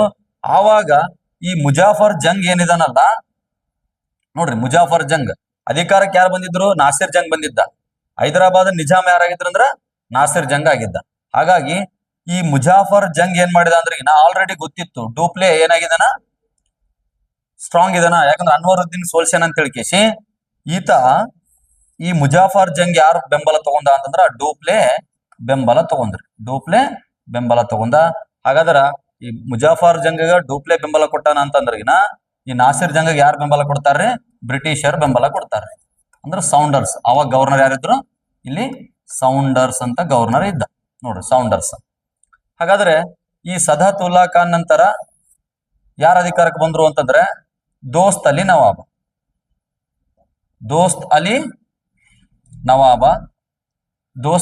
ಅಧಿಕಾರಕ್ಕೆ ಬರ್ತಾನ್ರಿ. ದೋಸ್ತ್ ಅಲಿ ನವಾಬ. ಈ ದೋಸ್ತ್ ಅಲಿ ನವಾಬ್ ಒಬ್ಬ ಹಳೆಯ ಇದ್ದ. ಅವನ ಹೆಸರು ಏನು ಅಂತಂದ್ರೆ ಚಂದಾ ಸಾಹೇಬ್ ಅಂತಿದ್ದ ನೋಡ್ರಿ, ಚಂದಾ ಸಾಹೇಬ್. ಇವನಿಗೊಬ್ಬ ಸೇವಕ ಇದ್ದ, ಅನ್ವರುದ್ದೀನ್ ಅಂತ ಹೇಳಿ. ಅನ್ವರುದ್ದೀನ್ ನೋಡ್ರಿ, ಅನ್ವರುದ್ದೀನ್ ಅಂತ ಹೇಳಿ. ಈ ದೋಸ್ತ್ ಅಲಿ ನವಾಬ ಮರಣದ ನಂತರ ಆಕ್ಚುಲಿ ಚಂದಾ ಸಾಹೇಬ್ ಅಧಿಕಾರಕ್ಕೆ ಬರಬೇಕು. ಬಟ್ ಅನ್ವರುದ್ದೀನ್ ಏನ್ ಮಾಡ್ತಾನಂದ್ರ ಮೊಘಲರ ಬೆಂಬಲ ಮತ್ತು ಹೈದರಾಬಾದಿನ ನಿಜಾಮರ ಬೆಂಬಲ ತಗೊಂಡು ದೋಸ್ತ್ ಅಲಿ ನವಾಬನ ನಂತರ ಅಧಿಕಾರಕ್ಕೆ ಯಾರು ಬಂದ್ರು ಅಂತಂದ್ರ ಅನ್ವರುದ್ದೀನ್ ಅಧಿಕಾರಕ್ಕೆ ಬಂದ್ ನೋಡ್ರಿ. ಯಾರ್ರಿ? ಅನ್ವರುದ್ದೀನ್ ಅಧಿಕಾರಕ್ಕೆ ಬಂದ. ಹಾಗಾಗಿ ಮತ್ತೆ ಚಂದಾ ಸಾಹೇಬ ಯಾರ ಕಡೆ ಹೋದ ಅಂತಂದ್ರಗಿನ ನೋಡ್ರಿ, ಯಾಕಂದ್ರ ಅವನು ತನ್ನ ಅಧಿಕಾರವನ್ನು ಏನ್ ಮಾಡ್ಬೇಕಾಗೈತೆ? ಅಧಿಕಾರ ಮಾಡಬೇಕಾಗೈತೆ. ಹಾಗಾಗಿ ಸಿಂಹಾಸನ ತಾನು ಕೂಡ ಏರ್ಬೇಕಾಗೈತಿ. ಯಾರು? ಚಂದಾ ಸಾಹೇಬ. ಈ ಸಿಂಹಾಸನ ಸಿಗಬೇಕಾದ್ರ ಇವ್ ಯಾರಾದ್ರೂ ಬೆಂಬಲ ಬೇಕಾಗಿತ್ತು. ಇವನು ಕೂಡ ಯಾರ ಸಹಾಯ ತಗೊಂಡ ಅಂತಂದ್ರ ಡೂಪ್ಲೆ ಸಹಾಯ ತಗೊಂಡ. ಯಾರ ಸಹಾಯ? ಡೂಪ್ಲೆ ಸಹಾಯ ತಗೊಂಡ. ಇವನಿಗೆ ಆಟೋಮೆಟಿಕ್ ಯಾರು ಬೆಂಬಲ ಕೊಟ್ಟಿರ್ತಾರ? ಬ್ರಿಟಿಷರು ಬೆಂಬಲ ಕೊಡ್ತಾರ. ಯಾರು? ಬ್ರಿಟಿಷರ್. ಹಾಗಾದ್ರೆ ನೋಡ್ರಿ, ಟೋಟಲ್ ಆಗಿ ಹೇಳ್ಬೇಕಂತಂದ್ರೆ ಇಲ್ಲಿ 2 ಬಣಗಳಾಗ್ಯಾವ್ರಿ. ಎಷ್ಟು ಬಣಗಳು? 2 ಬಣಗಳಾಗ್ಯಾವ. ಈ ಡೂಪ್ಲೆ ಏನ್ ಮಾಡಿದ ಅಂದ್ರಗಿನ ಪ್ಲಾನ್ ಮಾಡಿ ಈ ಚಂದಾ ಸಾಹೇಬ ಮತ್ತು ಮುಜಾಫರ್ ಜಂಗ್ ಮತ್ತೆ ಡೂಪ್ಲೆ ಇವರೆಲ್ಲರೂ ಕೂಡಿ ಏನ್ ಮಾಡಿದ್ರು ಅಂತಂದ್ರಗಿನ ಫಸ್ಟ್ ಈ ನಾಸಿರ್ ಜಂಗನನ್ನ ಏನ್ ಮಾಡಿದ್ರು? ಕೊಲೆ ಮಾಡಿದ್ರು ನೋಡ್ರಿ. ಯಾರನ್ನ? ನಾಸಿರ್ ಜಂಗನ್. ಸಾರಿ ನಾಸಿರ್ ಜಂಗ್ ಅಲ್ಲ, ಅನ್ವರುದ್ದೀನ್. ಯಾರ್ರಿ? ಅನ್ವರುದ್ದೀನ್. ನೆಕ್ಸ್ಟ್ ಸ್ಲೈಡ್ ನಾಗ ಹೇಳ್ತೀನಿ ನೋಡ್ರಿ. ಇಲ್ಲಿ ನೋಡ್ರಿ, ಇಲ್ಲಿ 2 ಬಣ ಆಗಿದಾವ. ಒಂದು ಫ್ರೆಂಚ್ ಬಣ. ಒಂದ್ ಸೆಕೆಂಡ್ ರೀ. ಒಂದು ಫ್ರೆಂಚ್, ಇನ್ನೊಂದು ಬ್ರಿಟಿಷ್. ಕರೆಕ್ಟಾಗಿ ಅರ್ಥ ಮಾಡ್ಕೋರಿ. ಬ್ರಿಟಿಷರ್ ಇಲ್ಲಿ ಫ್ರೆಂಚರು, ಆ ಕಡೆ ಬ್ರಿಟಿಷರು. ಇಲ್ಲಿ ಫ್ರೆಂಚರ್ ಯಾರಿದಾರ? ಡೂಪ್ಲೆ ಇದಾನ್ರಿ. ಯಾರು? ಡೂಪ್ಲೆ. ಈ ಕಡೆ ಯಾರಿದಾರ? ಸೌಂಡರ್ಸ್. ಹಾಗಾದ್ರೆ ಡೂಪ್ಲೆ ಬೆಂಬಲ ಯಾರು ಪಡ್ಕೊಂಡ್ರು? ಒಂದು ಚಂದಾ ಸಾಹೇಬ್.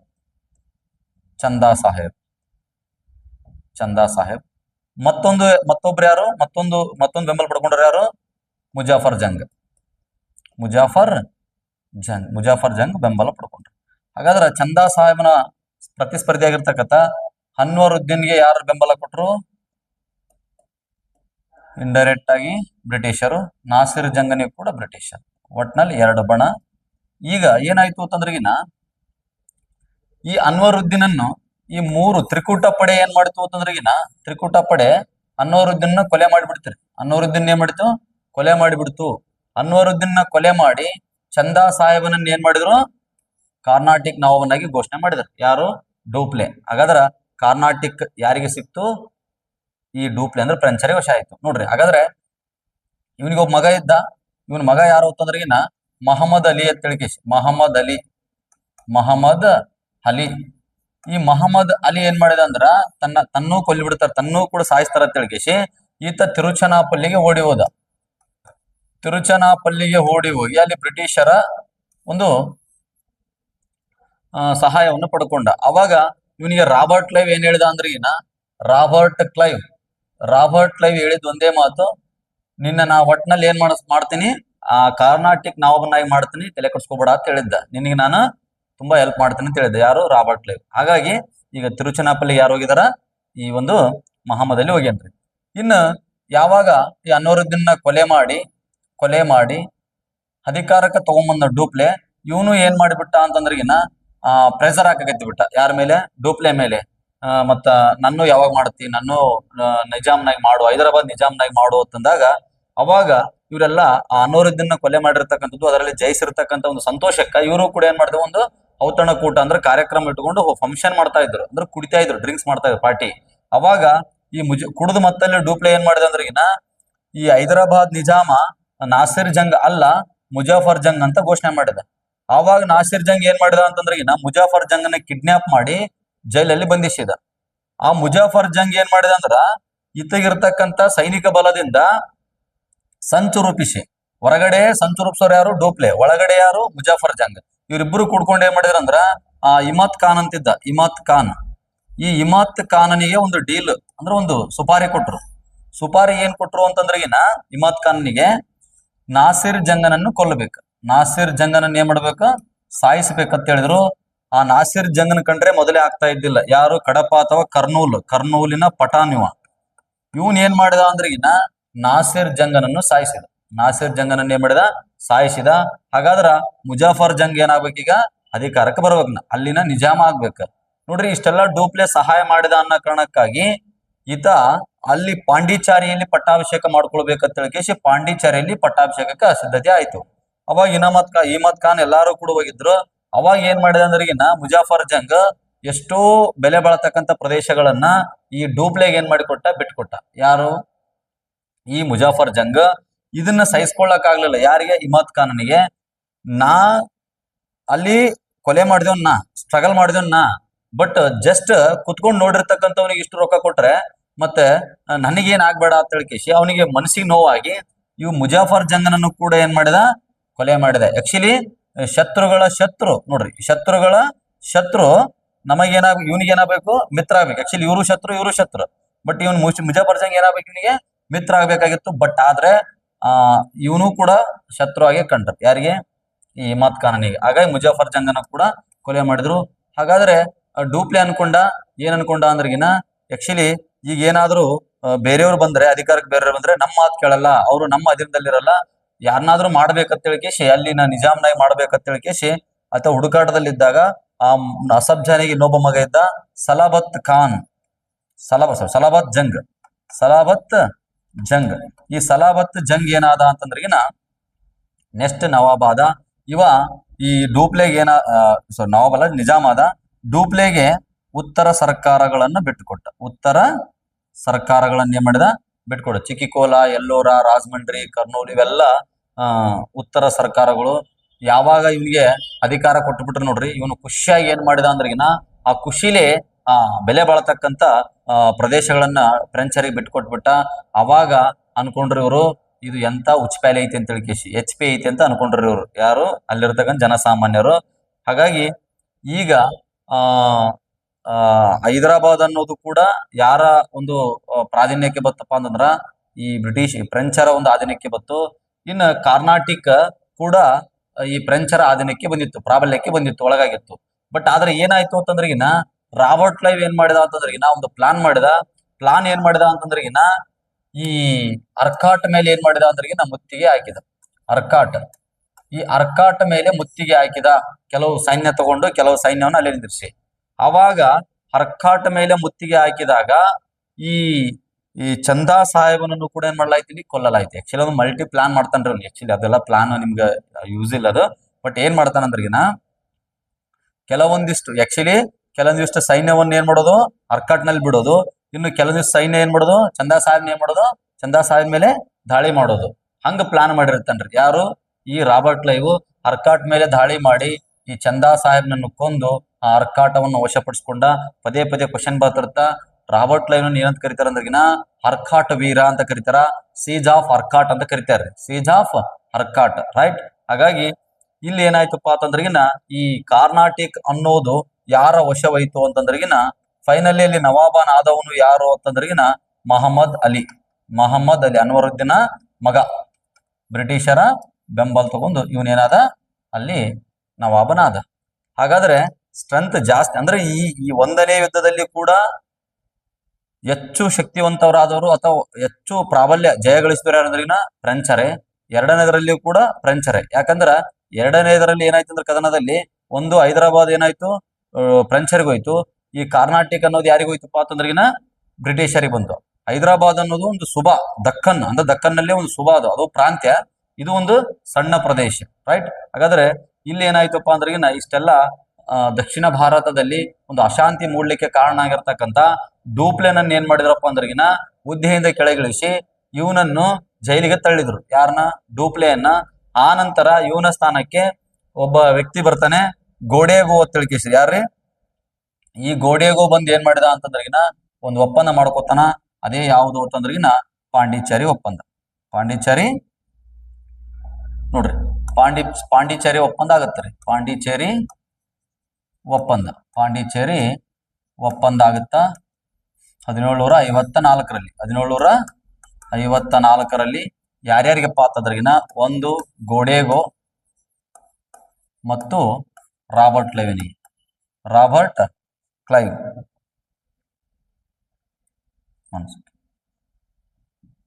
ರಾಬರ್ಟ್ ಕ್ಲೈವನಿಗೆ ಇಲ್ಲಿ ಏನ್ ಒಪ್ಪಂದ ಮಾಡ್ಕೊಂಡ್ರಪ್ಪ ಅಂತಂದ್ರ ಹಿಂದೆ ನಡೆದು ಹೋಗೈತೆ. ಇನ್ನು ಮುಂದೆ ಏನ್ ಮಾಡೋಣ, ನಾವು ಶಾಂತಿಯಿಂದಿರೋಣ, ಪರಸ್ಪರ ಜಗಳ ಆಡೋದು ಬೇಡ, ಯುದ್ಧ ಮಾಡೋದು ಬೇಡ, ಆರಾಮ್ ವ್ಯಾಪಾರ ನೋಡ್ಕೊಂತ ಏನ್ ಮಾಡೋಣ ಸಾಗೋಣ ಅಂತ ಹೇಳಿ ಒಪ್ಪಂದ ಮಾಡ್ಕೊಂಡ್ರು. ಪಾಂಡಿಚೇರಿ ಒಪ್ಪಂದ ತುಂಬಾ ಇಂಪಾರ್ಟೆಂಟ್, ಎಕ್ಸಾಮ್ ಅಲ್ಲಿ ಕೇಳ್ತಾರೆ. 1754 ಇದು ಈ ಒಪ್ಪಂದ ಮೂಲಕ ಯುದ್ಧ ಮುಗೀತು.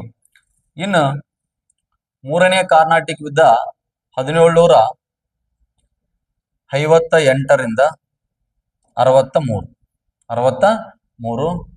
ಇದು ನಡಿಬೇಕಾದ ಕಾರಣ ಏನು ಅಂತಂದ್ರಿಗಿನ ಇದು ಮುಖ್ಯವಾಗಿ ನಡಿಬೇಕಾದ ಕಾರಣ ಸಪ್ತವಾರ್ಷಿಕ ಕದನ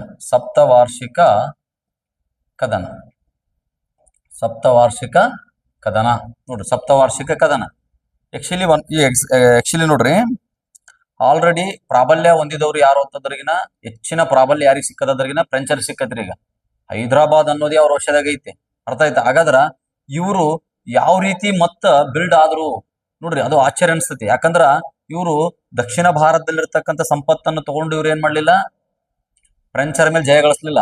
ಉತ್ತರ ಭಾರತದಲ್ಲಿರ್ತಕ್ಕಂಥ ಸಂಪತ್ತನ್ನು ತಗೊಂಡು ಏನ್ ಮಾಡಿದ್ರು, ಜಯವನ್ನು ಗಳಿಸಿದ್ರು. ಅಲ್ಲಿ ಯುರೋಪ್ ನಲ್ಲಿ ಮತ್ತೆ ಸಪ್ತವಾರ್ಷಿಕ ಕದನ ಸ್ಟಾರ್ಟ್ ಆಯ್ತು ಅನ್ನೋ ಕಾರಣಕ್ಕಾಗಿ ಇಲ್ಲಿ ಕೂಡ ಏನಾಯ್ತು, ಸ್ಟಾರ್ಟ್ ಆಯ್ತು. ಎಲ್ಲಿ? ಭಾರತದಲ್ಲಿ. ಅದು ಯಾವ ರೀತಿ ಸ್ಟಾರ್ಟ್ ಆಗುತ್ತೆ ಅನ್ನೋದು ನೋಡೋಣ.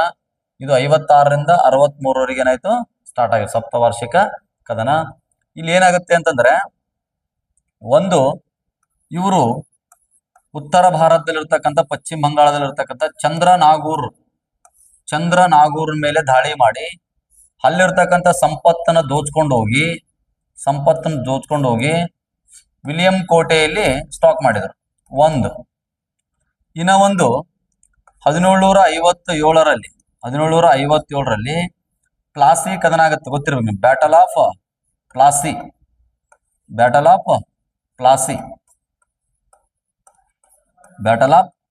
ಪ್ಲಾಸಿ ಕದನ. ಅದೆಲ್ಲ ಆಮೇಲೆ ನೋಡೋಣ ಮುಂದೆ, ಈ ಕದನದ ಮುಂದೆ ಅದರ ಎಲ್ಲ ಡಾಟಾ. ಬಟ್ ಈ ಸದ್ಯ ಪ್ಲಾಸಿ ಕದನ ಅಂತ ನಡೆದಂತ ತಿಳ್ಕೊರಿ. ಇಲ್ಲಿ ಸಿರಾಜನನ್ನು ಸೋಲಿಸಿ ಸುಮಾರು 3 ಕೋಟಿಗಿಂತ ಹೆಚ್ಚು ಸಂಪತ್ತನ್ನು ದೋಚ್ಕೊಂಡು ಹೋಗಿ ಮತ್ತೆ ವಿಲಿಯಂ ಕೋಟೆಯಲ್ಲಿ ಏನ್ ಮಾಡಿದ್ರು, ಸ್ಟಾಕ್ ಮಾಡಿದ್ರು. ನಿಮ್ಗೆ ಗೊತ್ತಿರ್ಬೇಕು, ಯಾವಾಗ ಆರ್ಥಿಕವಾಗಿ ಸಬಲರಾಗ್ತಾರಲ್ಲ ಅವರು ಹೆಚ್ಚಿಗೆ ಸೈನ್ಯವನ್ನು ಹೊಂದಿರ್ತಾರೆ. ಎಲ್ಲಿ ಹೆಚ್ಚು ಸೈನ್ಯ ಇರುತ್ತಲ್ಲ ಅಲ್ಲಿ ಆ ರಾಜನ ಬಳಿ ಏನೈತೆ, ಭಂಡಾರ ತುಂಬಿದೆ ಅಂತ ಅರ್ಥ.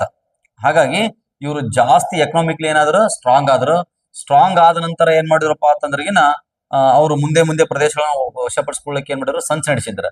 ಆದ್ರೆ ಇಲ್ಲಿ ಗವರ್ನರ್ ಆಗಿ ಬಂದಿರತಕ್ಕಂಥ ಕೌಂಟ್ ಡಿ ಲ್ಯಾಲಿ ನೋಡ್ರಿ, ಫ್ರೆಂಚ್ ಗವರ್ನರ್ ಕೌಂಟ್ ಡಿ ಲ್ಯಾಲಿ.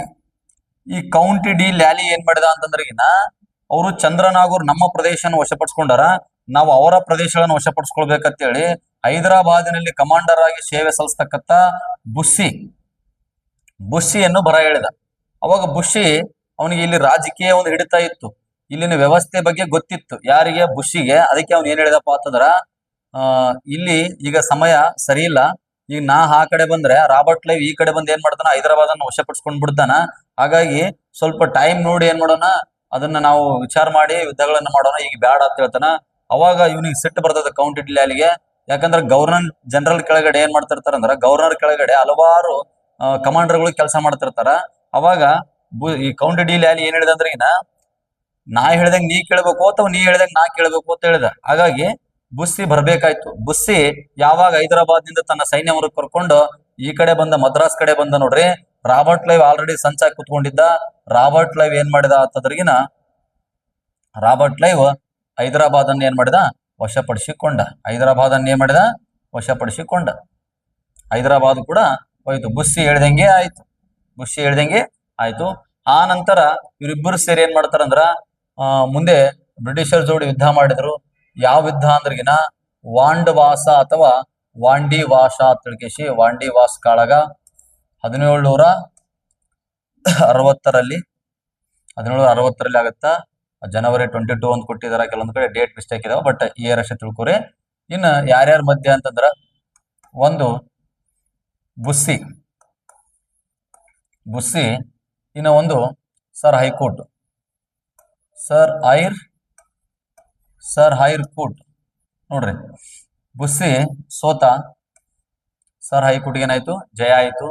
ಹಾಗಾಗಿ ಇಲ್ಲಿಗೆ ಫ್ರೆಂಚರ್ ಏನಾದ್ರು ಸಂಪೂರ್ಣ ಅವನತಿ ಹೊಂದಿದ್ರು. ಯಾರು, ಫ್ರೆಂಚರು. ನೋಡ್ರಿ, ಇಲ್ಲಿ ಎರಡು ಕಡೆ ಆಗತ್ತೆ ಯುದ್ಧ, ಅದು ಸ್ವಲ್ಪ ಗೊತ್ತಿರಬೇಕು. ಇದು ಫೇಮಸ್ ಅಂತ ಇದೆ ಹೇಳಿನಿ. ವಾಂಡಿವಾಶ ಅಂದ್ರ ಭೂಮಿ ಮೇಲೆ ಇರತಕ್ಕಂಥ ಕದನ, ಮತ್ತು ಹಿಂದೂ ಮಹಾಸಾಗರದಲ್ಲಿ ಕೂಡ ಯುದ್ಧ ನಡೀತೆ. ಲಾರ್ಡ್ ನೆಲ್ಸನ್ ಮತ್ತು ಲಾ ಬೋರ್ಡೆಂಜ್ ಅಂತ ಹೇಳಿ ಇಬ್ರು ಯುದ್ಧ ಮಾಡ್ತಾರೆ. ಅಲ್ಲಿ ಕೂಡ ಬ್ರಿಟಿಷರಿಗೆ ಏನಾಗ್ತಾ, ಜಯ ಆಗುತ್ತೆ. ಹಾಗಾಗಿ ಇವರು ಪಾಂಡಿಚೇರಿಗೆ ಮಾತ್ರ ಏನಾದ್ರು ಸೀಮಿತ ಆದ್ರು. ನೋಡಿ, ಅಂದ್ರೆ ಪಾಂಡಿಚೇರಿ ಅಂತಂದ್ರಗಿನ ಕಾರೈಕಲ್, ಯಾನಂ ಈ ಪ್ರದೇಶಗಳು, ಅರ್ಥ ಆಯ್ತಾ? ಇವೆಲ್ಲವನ್ನು ಕೂಡ ಏನಂತ ಕರಿತೀವಿ ನಾವು, ಪಾಂಡಿಚೇರಿ ಅಂತ ಕರಿತೀವಿ. ಹಾಗಾಗಿ 1900 ನೋಡ್ರಿ, ಸಾರಿ ಇನ್ನೊಂದು ಹೇಳ್ತೀನಿ, ಇನ್ನೊಂದು ಹೇಳ್ಬೇಕಾಗಿತ್ತ. ಇದು ಯುದ್ಧ ಕೊನೆಗೊಂಡಿದ್ದು ಯಾವ ಒಪ್ಪಂದದ ಮೂಲಕಪ್ಪ ಅಂತಂದ್ರಗಿನ 1763ರಲ್ಲಿ ಆಗಿರ್ತಕ್ಕಂಥ ಪ್ಯಾರಿಸ್ ಒಪ್ಪಂದದ ಮೂಲಕ ಏನಾಯ್ತು, ಇದು ಕೊನೆಗೊಂಡಿತು. ಆ ನಂತರ ಫ್ರೆಂಚರು 1954ರಲ್ಲಿ ಈ ದೇಶ ಬಿಟ್ಟು ಹೋಗ್ತಾರೆ. ಈ ICJ international court of justice ತೀರ್ಪಿನ ಮೂಲಕ ಪಾಂಡಿಚೇರಿಯನ್ನು ತೊರೆದು ತಮ್ಮ ದೇಶಕ್ಕೆ ಹೋಗ್ತಾರ. ಯಾರು, ಈ ಬ್ರಿಟಿಷರು. ಅರ್ಥ ಆಯ್ತಾ? ಇದನ್ನ 1961ರಲ್ಲಿ ಸಂವಿಧಾನಕ್ಕೆ 11ನೇ ತಿದ್ದುಪಡಿ ತಗೊಂಡ್ಬಂದ್ಬಿಟ್ಟು ಈ ಪಾಂಡಿಚೇರಿಯನ್ನು ಕೇಂದ್ರಾಡಳಿತ ಪ್ರದೇಶವನ್ನಾಗಿ ಘೋಷಣೆ ಮಾಡಲಾಗ್ತೈತಿ. ಇದು ಇವರ ಒಂದು ಡಾಟಾ. ಸ್ವಲ್ಪ ಸಮಯದ ಅಭಾವದಿಂದ ಕೆಲವೊಂದಿಷ್ಟು ಪಾಯಿಂಟ್ಗಳನ್ನ ಅಂದ್ರೆ ಬಹಳ ಡೆಪ್ತ್ ಆಗಿರ್ತಕ್ಕಂಥ, ಅಂದ್ರೆ ಯೂಸ್ ಇಲ್ಲವು ಆ ಪಾಯಿಂಟ್ಗಳನ್ನ ನಾನು ಕೆಲವೊಂದಿಷ್ಟು ಹೇಳಿಲ್ಲ. ಬಟ್ ಎಕ್ಸಾಮ್ ಅಲ್ಲಿ ಏನ್ ಬೇಕಲ್ಲ ಅದನ್ನ ನಾನು ಕಂಟಿನ್ಯೂ ಆಗಿ ಹೇಳ್ಕೊತಾ ಬಂದಿನಿ. ಇದನ್ನ ಯೂಸ್ ತಗೋರಿ. ಓಕೆ, ಎಲ್ಲರಿಗೂ ಧನ್ಯವಾದಗಳು.